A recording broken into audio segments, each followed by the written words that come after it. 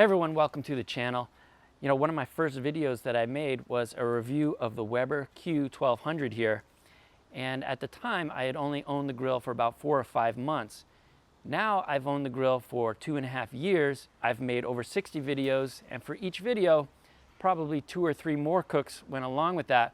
So we're talking several hundred cooks on this grill at this point. So today I've decided to do a long-term review and pass along some of the knowledge that I've learned about this grill, using it very heavily over the past 2.5 years. So without further ado, let's get into this.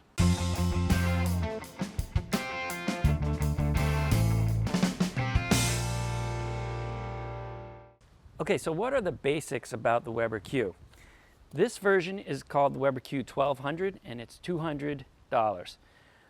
There's another version called the Weber Q1000 and that's $150. But for the extra $50, you get these fold-down tables, a built-in thermometer, and a higher domed lid. And that higher domed lid is very important because you can fit larger roasts in here. It makes it more versatile. And for me, I think that's a big deal and really makes it worth the extra $50. One thing to note about the thermometer is that it used to read over 500 degrees when it was on high for 10 minutes. Now it's only reading 450 degrees. So either the grill's not running as hot as it used to, or the thermometer's not as accurate as it used to be, which I think to be the case. Now, this is a gas grill. You can see the little propane tank here. This is a 1-pound tank. They do make an electric version, which is the Q1400 and the Q2400. For the gas versions, there's also a Weber Q2000 and a 2200. Those are bigger, they're family size. And then there's a 3200, which actually has 2 burners. So this is a single burner grill and it weighs about 30 pounds, just under 30. I think it's 29 pounds. So it's pretty easy to pick up, put it into your car, drive it to the tailgate, go camping with it. It's really a versatile grill and great for travel. As far as colors, the grill comes in titanium, black, blue, orange, purple, fuchsia, and red. As you can see, my grill has gotten a little bit dirty over the years. I leave it outside, I don't cover it. So it's exposed to the elements, the rain, the snow, but more importantly, it gets some grease right around here, and this grease smoke, this is not going to come off. I've washed it, this does not come off. So you can expect to have some grease smoke stains on your Weber Q after you use it quite a bit. First off, it has a cast aluminum lid and body. When you open it up, you can see that there's 1 burner tube in there, and that burner tube is made out of stainless steel. Then down here we've got a hole where all the grease can go down the hole and out. And these grill grates, these are porcelain enameled cast iron grates.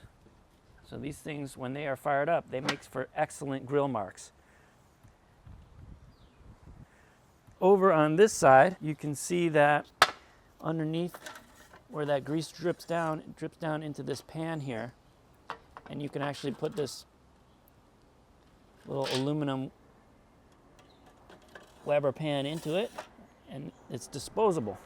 You can get rid of your grease that way. Now over on this side, we've got our gas. That's high, medium, and low. If you want to start it, you want to start it on high. And then over here we press our ignition, and it fires right up. So after 2.5 years of using this, out in the elements, in the rain, in the snow, it still fires up with 1 press of the button.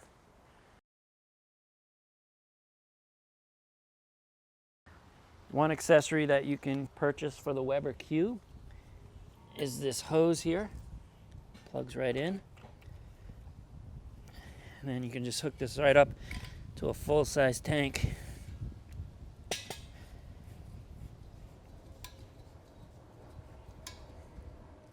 Another accessory that you can get is this cast iron griddle plate. I've cooked burgers on here that came out great, bacon, eggs, pancakes. So that's a nice accessory to have. And then another accessory that you can get, you just put down a double layer of tin foil. You put a roasting rack right here. And this makes your grill really versatile because you can roast larger cuts of meat They don't make this anymore. Weber does not make it anymore in the US. It's not available in the US, but you can find a roasting rack about this size that'll go on your grill, and you can roast pretty much anything you could roast in an oven. So it's a fantastic way to make your grill more versatile. On a recent camping trip, I even roasted a 10-pound pork loin. So you can see that the higher domed lid of the Q1200 combined with a roasting rack really open up the possibilities of what you can do. And one more accessory I want to talk about is this cart. Now this is the portable cart. I did a review for this. I'll leave a link to that review down in the description below. But this cart is great. It's got these wheels on it.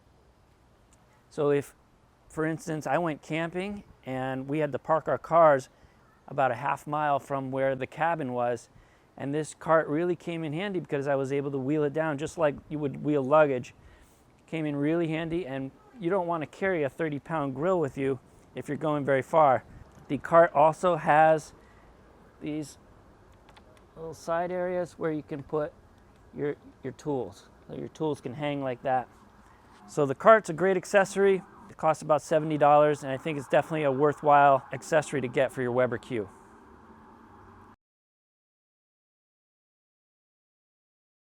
Here is a full-size Weber Genesis.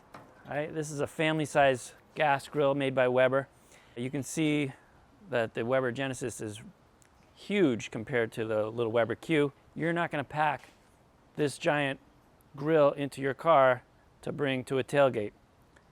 I do see people doing crazy stuff like that at tailgates, but this is just so much easier. Now, what I like about gas grills is you just turn the knob, pop them on, and they're ready to go in 5 minutes, 10 minutes. You don't have to fuss with the charcoal.